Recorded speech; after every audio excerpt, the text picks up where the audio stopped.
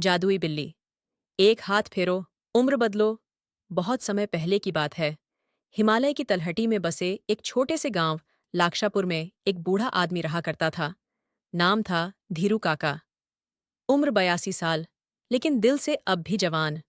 वो रोज गांव के बच्चों को कहानियां सुनाया करते और बदले में उनसे बिस्किट मांगा करते।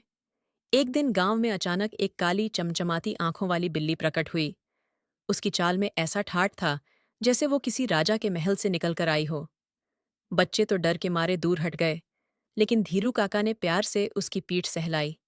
जैसे ही उन्होंने बिल्ली की पीठ पर हाथ फेरा, कुछ अजीब हुआ। एक तेज रोशनी चमकी और धीरू काका का शरीर झट से सीधा हो गया। झुर्रियां गायब, बाल काले, आंखें तेज। वो अब 25 साल के जवान बन चुके थे। गांव वाले हक्के बक्के रह गए।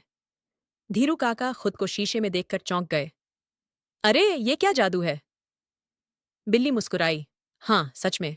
और बोली, मैं एक जादुई बिल्ली हूं।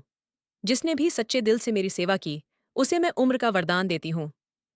लेकिन याद रखो, ये वरदान केवल एक बार का है और इसके साथ एक जिम्मेदारी भी है। धीरू काका को अब समझ आया कि ये सिर्फ एक तोहफा नहीं, एक परीक्षा भी है। अब वे अपनी नई उम्र का इस्तेमाल गांव की भलाई में करने लगे। बच्चों को पढ़ाना, खेती में मदद करना और सबसे बढ़कर स्वार्थ से दूर रहना।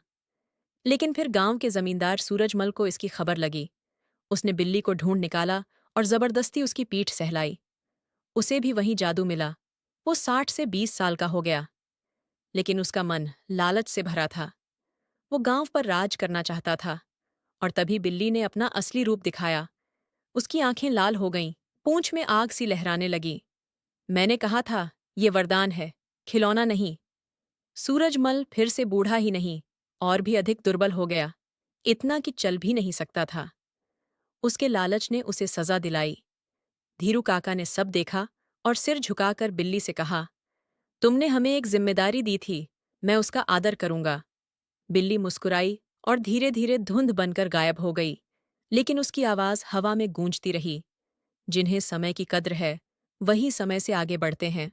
सीख। जादू या वरदान का असली मूल्य तभी है जब उसका इस्तेमाल नेक कामों के लिए किया जाए, वरना वो अभिशाप बन सकता है।